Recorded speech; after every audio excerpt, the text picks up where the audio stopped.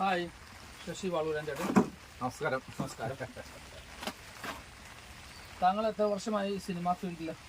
ഞാൻ സിനിമാ ഫീൽഡിൽ വന്നെന്ന് പറയാനായിട്ട് ഞാൻ അപ്രതീക്ഷിതമായിട്ട് മറ്റേ ഏഷ്യാനെറ്റ് ചാനലിൽ നിന്ന് വിടുകയും അങ്ങനെ ഏഷ്യാനെറ്റ് ചാനലിൽ നിന്ന് ഫസ്റ്റ് സിനിമ എന്ന് അഭിനയിക്കുന്നത് സലിംകുമാറിൻ്റെ പടത്തിലാണ്. അദ്ദേഹത്തിൻ്റെ പടത്തിൽ കമ്പാർട്ട്മെൻ്റ് എന്ന സിനിമയിൽ ചെറിയ വേഷം വന്നു. പിന്നെ അദ്ദേഹത്തിൻ്റെ കറുത്ത ജൂതൻ എന്ന സിനിമയിൽ ഒരു ക്യാരക്ടർ വന്നു.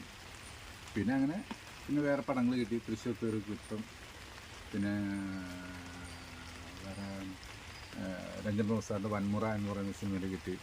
പിന്നെ കുറച്ച് പടങ്ങൾ അടുപ്പിച്ച് ചെയ്തു. പിന്നെ അപ്പോൾ അവസാനമായിട്ട് ചെയ്തത് ജിത്തു ജോസ് സാറിൻ്റെ പടമാണ്. നുണക്കുഴി എന്ന് പറഞ്ഞ പടം വരാൻ പോകുന്നുണ്ട്. അതിലൊരു ചെറിയ സംഭവം, ഒരു സെക്യൂരിറ്റി വേഷമാണ്, ചെറിയ വേഷമാണ്. പക്ഷേ അദ്ദേഹത്തിൻ്റെ പടത്തിലേക്ക് ഒരു വേഷം ചെയ്യാന്ന് പറഞ്ഞാൽ വലിയ ഭാഗ്യമാണ്. നമുക്ക് സിനിമാ ഫീൽഡിൽ വളരെ ഇൻട്രസ്റ്റ് ഉള്ള ഒരു മനുഷ്യനാണ് അല്ലേ? താല്പര്യമുള്ള ആളാണ്. പിന്നെ അതിക്ക് മുന്നേ ചെയ്തിട്ടുണ്ട് ഒരു തെക്കൻ തല്ല് കേസ്. അതിൽ നല്ലൊരു ക്യാരക്ടർ ചെയ്തിട്ടുണ്ട്. അതിപ്പോഴും വൈറലായിട്ട് ഓടിക്കൊണ്ടിരിക്കുകയാണ്. അവസാനം അഭിനയിച്ച സിനിമയിൽ ഏതാണ് ക്യാരക്ടർ? അത് ക്യാരക്ടർ അല്ല, ഒരു സെക്യൂരിറ്റിക്കാരനായിട്ടാണ്. പിന്നെ ഒരു ക്യാരക്ടർ റോൾ ചെയ്ത സിനിമ ഏതാണ്? നമ്മള് ക്യാരക്ടർ ഒരു തെക്കൻ തല്ല് കേസ്, ഒരു അമ്മാവൻ എന്ന് പറഞ്ഞ ക്യാരക്ടർ. നല്ല അഭിപ്രായമൊക്കെ ഉണ്ട്. കാരണം ഇൻസ്റ്റഗ്രാമിലൊക്കെ ഇപ്പോഴും ഓടിക്കൊണ്ടിരിക്കുന്ന ഉപ്പ് വെക്കാന്ന് പറഞ്ഞൊരു ഡയലോഗ് ഉണ്ട്. അത് ഫേമസ് ആയിരുന്നു. പിന്നെ ഇപ്പോൾ 1-2 പടങ്ങൾ പറഞ്ഞു നിൽക്കുന്ന ഇത് നിങ്ങളുടെ ഗ്രാമപ്രദേശത്ത് നിങ്ങൾ തുടങ്ങിയേക്കുന്ന ഒരു തട്ടുകടയാണ്. അതെ, അത് തട്ടുകട നമ്മൾ പ്രതീക്ഷിക്കാതെ തുടങ്ങിയതാണ്. കാരണം ഞാൻ ഇതിനു വേണ്ടി തുടങ്ങിയതല്ല. ഞങ്ങളുടെ സുഹൃത്തുക്കൾ കൂടി ഹെൽപ്പ് ചെയ്ത്, എൻ്റെ കുറച്ച് സുഹൃത്തുക്കളുണ്ട് ഇവിടെ. ഇത് റിംഗ് റോഡ് റണ്ണേഴ്സ് എന്ന് പറയുന്ന ഒരു ഗ്രൂപ്പുണ്ട് ഇവിടെ. ഞങ്ങൾ ഓട്ടക്കാരാണ്, മാരത്തൺ ഒക്കെ സംഘടിപ്പിക്കാൻ കാര്യങ്ങൾ ചെയ്തത്. അപ്പോൾ ഞങ്ങൾ എല്ലാവരും കൂടി തുടങ്ങിയൊരു സംരംഭമാണ്. അപ്പോൾ അവരിപ്പോൾ നടത്തി പോകും. അപ്പോൾ ഷൂട്ടുള്ള സമയത്ത് ഞാൻ വല്ല വർക്കിന് വരുമ്പോൾ ഞാൻ വർക്കിന് അടച്ചിടും. ഇവിടെ സ്പെഷ്യലായിട്ട് നമ്മൾ കാന്താരി മുട്ട സ്പെഷ്യൽ. അത് മറ്റുള്ളിടത്തുള്ള കൂട്ടല്ല. നമ്മൾ ഇത് ഔഷധ കൂട്ടാണ്. ഔഷധ കൂട്ട് തന്നെ. അത് ഭയങ്കര ദഹനവും കാര്യങ്ങളൊക്കെ കിട്ടാവുന്ന ഒരു പ്രത്യേകതരം കൂട്ടാണ്. അല്ലാതെ വേറെ എന്താ നമ്മളിവിടെ സ്പെഷ്യലായിട്ടുള്ള ഫുഡുകൾ തയ്യാറാക്കുന്നത്? പിന്നെ ഉള്ളത് ബീഫ് കപ്പ, പിന്നെ പാൽക്കപ്പ ഉണ്ടാവാറുണ്ട്. പിന്നെ അപ്പം താറാവ്, എല്ലുകറി, ഇതൊക്കെ സ്പെഷ്യലായിട്ട് ടേസ്റ്റി ആയിട്ടുള്ള. പിന്നെ നമ്മുടെ പരിപ്പുവടയും പഴംപൊരിയും ഫേമസ് ആണ്. പരിപ്പുവട നല്ല സൂപ്പറാണ്. ഒരെണ്ണം കഴിച്ചിട്ട് രണ്ടാമതും കഴിക്കാം. നമുക്ക് പുറമെ ആൾക്കാർ വന്ന് ഓർഡർ എടുത്ത് പോയിട്ട് കഴിച്ചതിൽ വല്ല ഒരു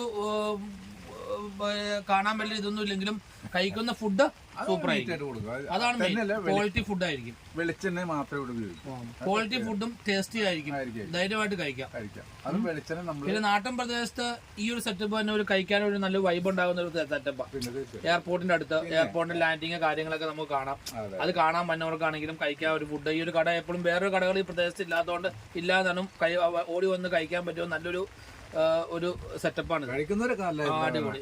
ഞാൻ കഴിച്ചിട്ട് എനിക്ക് നല്ലതായിട്ട് തോന്നിയത്. എനിക്ക് കാന്താരി മുട്ട കഴിച്ചിട്ട് എനിക്ക് ഭയങ്കര ടേസ്റ്റാ. അപ്പം കുട്ടികള് 2 മക്കളാണ്. കാരണം മോള് വിവാഹം കഴിഞ്ഞു, മോനെയും കഴിഞ്ഞു. നമ്മളിങ്ങനെ കലാഫീൽഡിൽ ഇപ്പോഴും പോയിക്കൊണ്ടിരിക്കേണ്ട പരിപാടി. കലാഫീൽഡ് കുഴപ്പമില്ല, ഇൻട്രസ്റ്റബിൾ ആണെങ്കിൽ നമുക്കത് അതിലൊരു രസം കണ്ടെത്താൻ പറ്റും. പിന്നെ ചില ടീമുകൾ ഫിഗർ ഷോ ചെയ്യാനൊക്കെ വിളിക്കും. അപ്പൊ ഫിഗർ ചെയ്യാനും പോകും. കുറച്ച് ഫിഗറുകളൊക്കെ ചെയ്യും. മിമിക്രി സമിതികൾ കളിച്ചിട്ട് നാടക സമിതിയിലുണ്ടായിരുന്നു. കേരളത്തിലെ അറിയപ്പെടുന്ന ഒരുവിധം സമിതികളിൽ ഞാൻ അഭിനയിച്ചിട്ടുള്ളതാണ്. ചേട്ടൻ ഈ ഫിലിം ഇൻഡസ്ട്രിയിൽ ചേട്ടൻ എന്തെങ്കിലും പ്രത്യേക പേരുകളല്ലോ ഉണ്ട് അറിയപ്പെടുന്നത്? ശശി വാളൂരാൻ എന്ന് പറഞ്ഞാലേ അറിയുള്ളൂ. അങ്ങനെ പറഞ്ഞാലേ അറിയുള്ളൂ. അപ്പൊ വാളൂരൻ ചേട്ടൻ തന്നെ എല്ലാവരും വിളിക്കുള്ളൂ. ശശി എന്ന് വളരെ അപൂർവമായിട്ട് വിളിക്കാറുള്ളൂ. വാളൂരൻ ചേട്ടൻ എന്ന് പറഞ്ഞാൽ അറിയും. അങ്ങനെ ഇപ്പൊ പുതിയ ഡയറക്ടർമാരും അങ്ങനെയുള്ളവരൊക്കെ ചേട്ടനെ സമീപിക്കുന്നുണ്ട്. ഇപ്പൊ 1-2 ആയി നിൽക്കുന്നുണ്ട്. അതിപ്പോ എന്നെ ഷൂട്ട് തുടങ്ങിയെന്നറിയില്ല. ചിലരൊന്നും കാണണം എന്ന് പറയും. ഞാൻ അവിടെ പോയി കണ്ടു, ഒറ്റയടിക്ക് പോന്നിട്ടുണ്ട്. അപ്പൊ എന്നെ സ്റ്റാർട്ട് ചെയ്യണമെന്നറിയില്ല. അപ്പൊ അങ്ങനെയുള്ള ഒരു റിപ്ലൈ നമുക്ക് വരുന്നുണ്ട്. അതിനാണ് നല്ലൊരു കാര്യം തന്നെയാണ്. വെച്ചാൽ നമ്മുടെ അഭിനയത്തിന്റെ മികവ് കൊണ്ടാണ് നമുക്ക് എന്തുകൊണ്ടും ആളുകൾ അന്വേഷിച്ചു വരുന്നത്.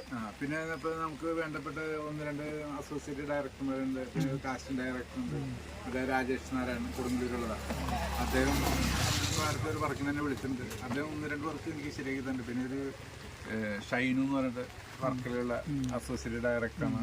അദ്ദേഹം ഹെൽപ്പ് ചെയ്യുന്നുണ്ട്. അങ്ങനെ ഒരുപാട് പേരും ഹെൽപ്പ് ചെയ്യുന്നുണ്ട്. പക്ഷെ അവരൊക്കെ പേരെടുത്ത് പറയാൻ കാരണം ഇവരൊക്കെ ഒരുപാട് ഹെൽപ്പ് ചെയ്തിട്ടുള്ള ആൾക്കാരാണ്. അപ്പൊ അങ്ങനെ പറഞ്ഞ് നിൽക്കുന്നുണ്ട്. എല്ലാവിധ ഭാവങ്ങളും ചേട്ടൻ നേരുന്നു. ജീവിതത്തിൽ ഉന്നതങ്ങളിൽ എത്തട്ടെ. ചേട്ടന്റെ ഇഷ്ടപ്പെട്ട മേഖലകളിൽ ചേട്ടന് ഉന്നതങ്ങളിൽ എത്താൻ സാധിക്കട്ടെ എന്ന് ആത്മാർത്ഥമായി പ്രാർത്ഥിക്കുന്നു. ഓക്കെ.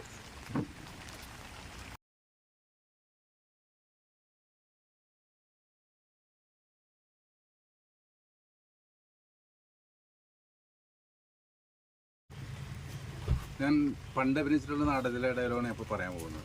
അതായത് സതീഷ് സംഘമിത്രയുടെ ആൾ ഡയറക്ഷൻ ചെയ്ത ഒരു നാടകത്തിലെ അഴിമുഖം എന്ന നാടകത്തിൽ അന്ന് ഞാൻ അതിൽ അഭിനയിച്ചു. അപ്പോൾ അതിലെ ഒരു ക്യാരക്ടർ, അതായത് ഒരു ശവപ്പെട്ടിപ്പണിക്കാരനാണ്. മകൾക്ക് വരുന്ന വിവാഹാലോചനകളെല്ലാം ഈ അപ്പം മുടക്കിക്കൊണ്ടിരിക്കുക. കാരണം ഒരു മകളുള്ളൂ. ഇയാളിങ്ങനെ മദ്യപിച്ച് ലക്കിട്ട് എടുക്കുന്ന ഒരു ക്യാരക്ടറാണ്. അങ്ങനെ അടുത്ത വീട്ടിലെ ഒരു പയ്യനായിട്ട് മകൾ പ്രേമത്തിലാവാണ്. അങ്ങനെ ഇത് കണ്ടുകൊണ്ട് വന്ന് കഴിഞ്ഞപ്പോൾ അപ്പം ചോദിച്ചു, നിനക്ക് എന്താ ഇവിടെ കാര്യം? അപ്പോൾ ഇവൻ പറഞ്ഞു, എനിക്ക് ഇവിടെ കെട്ടിച്ചു തരണം. അപ്പോൾ ഞാൻ കെട്ടിച്ചു തരാൻ പറ്റില്ല. അപ്പം പറഞ്ഞു നടക്കില്ല എന്ന് പറഞ്ഞു. അങ്ങനെ ഇത് കേട്ടപ്പോൾ മകൾക്ക് ഭയങ്കര വിഷമമായി. അങ്ങനെ മകൾ ആത്മഹത്യ ചെയ്യാണ്. അപ്പോൾ ഈ ആത്മഹത്യ ചെയ്തിട്ടുണ്ടായിട്ട് അതിന് ശേഷം ഈ ഡെഡ് ബോഡി കൊണ്ടുപോകുമ്പോൾ ഈ കാമുകൻ റോഡ് സൈഡിൽ നിന്ന് ഈ ഡെഡ് ബോഡി കാണുകയും അപ്പോൾ അവനെ കാണുമ്പോൾ പറയുന്നൊരു ഡയലോഗാണ്, മോനെ വേണക്കുട്ടാ, നിനക്ക് ചാക്കോച്ചാസ് തരുന്നുണ്ടാ? എൻ്റെ മോളെ കാണരുന്നു. എൻ്റെ വളപ്പിൽ കാല് കുത്തിയത് ഞാൻ നിന്നോട് പറഞ്ഞു. നിനക്കറിയാമോ, എൻ്റെ മോളൊരു മാറാരോഗിയായിരുന്നടാ. ഡാക്ടർമാർക്ക് പോലും അറിയാത്ത രോഗ. തള്ളിയില്ലാതെ വളർന്ന വിഷമറിയിക്കാതെ എൻ്റെ കുഞ്ഞിനെ വളർത്തിയത്. എൻ്റെ കുഞ്ഞിൻ്റെ കാലിൽ മുള്ളുകൊള്ളുമ്പോൾ പകരം എൻ്റെ നെഞ്ചിൽ കൊള്ളിനെ പ്രാർത്ഥിക്കാറ്. പുന്നാളന്മാർക്ക് നേർച്ചം വഴിപാട് നേർന്ന് എൻ്റെ പൊന്നുമോൾ ഉറങ്ങുമ്പോൾ ഞാൻ ഉണർന്നിരിക്കും. രാവിലെ എഴുന്നേൽക്കാൻ വൈകിപ്പോയാ ആദ്യ മൂക്കിൽ കൈ വെച്ച് നോക്കും, ശ്വാസം ഉണ്ടോന്നറിയാം. ഓരോ ശവപ്പെട്ടിക്കും പലകൾ കൂട്ടിച്ചേർക്കുമ്പോഴും എൻ്റെ ഉള്ളിൽ തീ കത്തുമായിരുന്നു. എൻ്റെ പൊന്നുമോൾക്ക് വേണ്ടി ഇതിലേതെങ്കിലും ഒരെണ്ണം എടുക്കേണ്ടി വരുമല്ലോ എന്ന് ഓർത്ത്.